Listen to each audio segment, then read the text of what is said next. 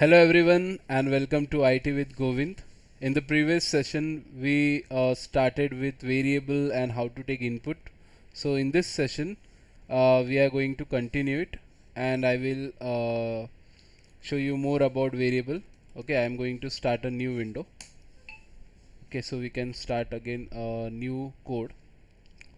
Okay, so I am going to click on file and a new file from this ideally window, and here I am going to write first name, okay, equal to the same input function which we used earlier, the previous program.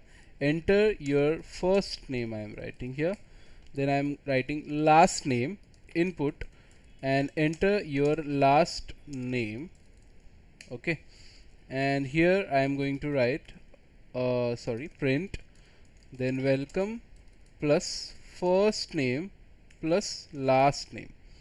Okay, so again this is the same type of program, but you can see this time I don't have one input, I have two inputs. Okay, so I will keep the program same, but a small extension, a new extension, so you can understand it very easily, and of course we'll brush up the previous concept. Okay, so you can see my code is completed. I will show you first the output and then again we'll back to the code to explain you how it works. So I'm going to click on run module, and then again we have to save the file because it's a new file.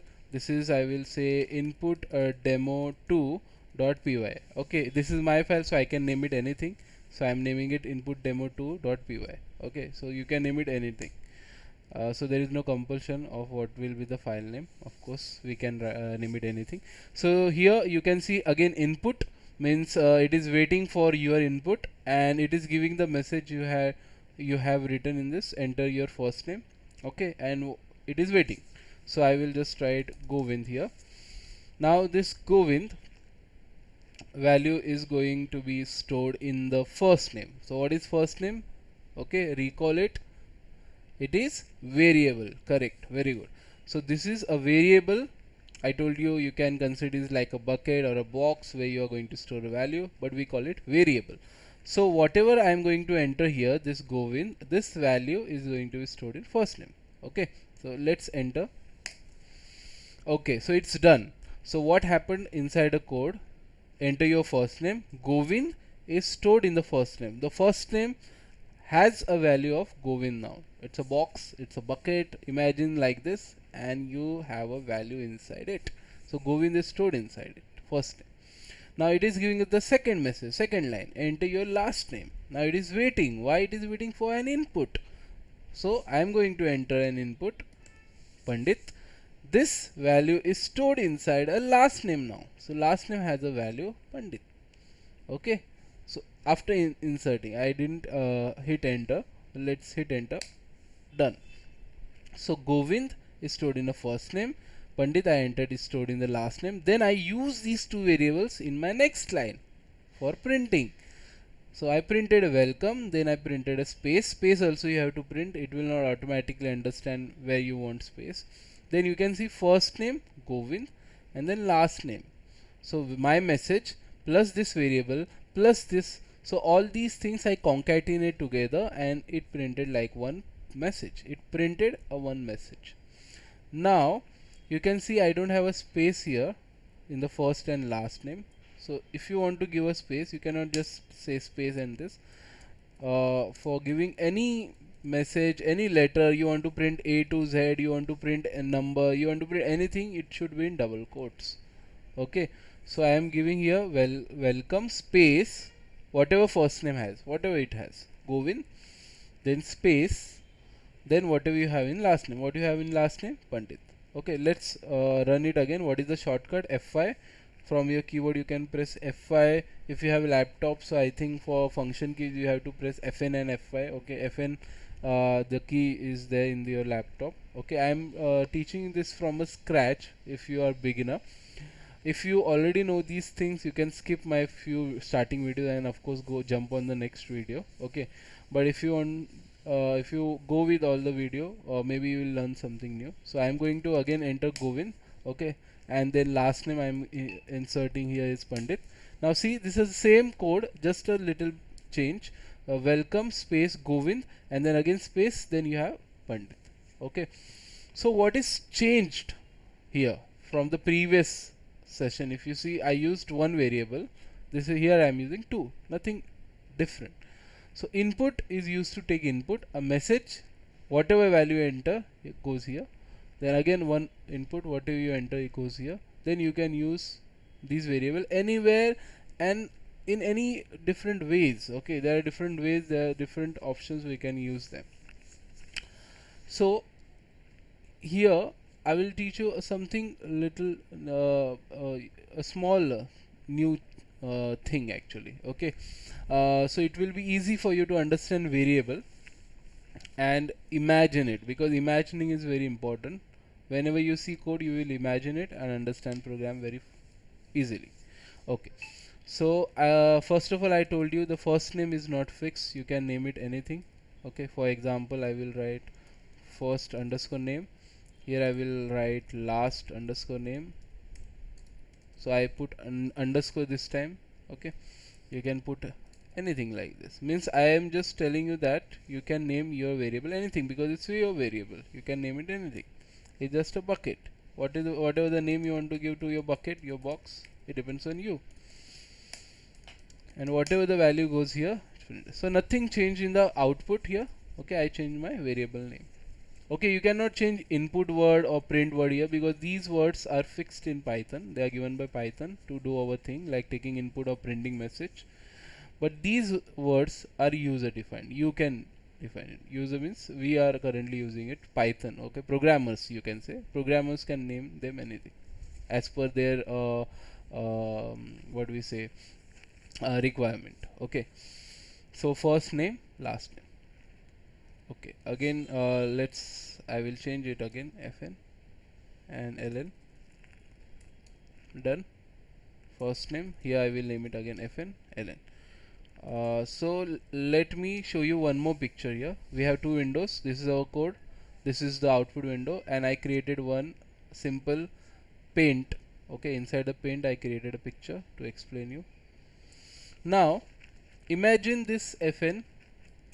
Okay, what is this fn variable is? When I say enter your name, okay, where is the output window? Yeah, enter your first name. Sorry, enter your first name. I entered Govind. So what this Python actually will do in the background? Okay, in the background it stores the value, right? Your first name. So where it stores? So in the memory, in the behind the scenes, it creates the square. This is just imagination, a memory like this. Okay, fn is your variable name. It created one memory like this. Okay, the box or the bucket I was telling you is actually a memory. Okay, and inside that it stores whatever your value is. Okay, so for understanding, you can consider it like a bucket or a box or anything storage like thing, but what do we call it? Variable. And whatever you enter here, Govind, it goes behind and creates one memory like this. What Python is doing, see, this very very beautiful, very important thing. It is creating a memory like this and stores your value in. Okay, and then again second, enter your last name Pandit, so it stores in ln. So what happens when you write welcome fn? It goes in the background and search for the fn memory. Yeah, we found it. And of course it will not display fn, welcome fn. It will show the value inside it. So what is the value? It's stored Govind. And ln, it's stored Pandit. So you can see welcome fn is nothing but Govind, ln is nothing but Pandit. And this of course changes. So for example, if I run this program again, okay, and enter, let's say, Rahul, okay, and ABC as a, currently I'm inserting ABC as a surname, it is printing welcome Rahul. So whenever you run your program, it creates this memory again and fills with the values you entered. So what will happen in the next time when I run, it created this fn memory again, whatever the value entered, it stored it here, like this, and whatever the value entered here, it stored it here in the second. So every time the memory gets created, the entire whole memory you see it get created. I am not erasing this whole memory again, okay, because I have to again draw it. So I am just inserting the value only. But what happens whenever I run the program, this entire memory this get erased, and again this memory gets created fn and ln, and inside that the value gets inserted. So welcome Govind and sorry, Rahul and ABC this time. So I hope you understood. This time what we did new, we created two variable instead of one, and we understand the concept of variable. So in the next program we'll again create a variable, and this time we'll take different type of input. It is going to be interesting. But now we are not going to call it as bucket or a box or a storage or anything like this. Okay, we will name it, what is the technical term given, variable, and you have to imagine the square memory created behind to store it. Okay, whatever the value is getting inserted, it's going to store it there. Okay, so variable, and imagine the memory created in the back. This is going to help you. This is a very basic knowledge. If you focus on basic more, your logic is going to be very strong, and it's going to help you. Okay, so that's why I'm taking in detail. Thank you for watching this video. See you in the next video. Share, like and subscribe IT with Govind. Thank you for watching. Bye bye.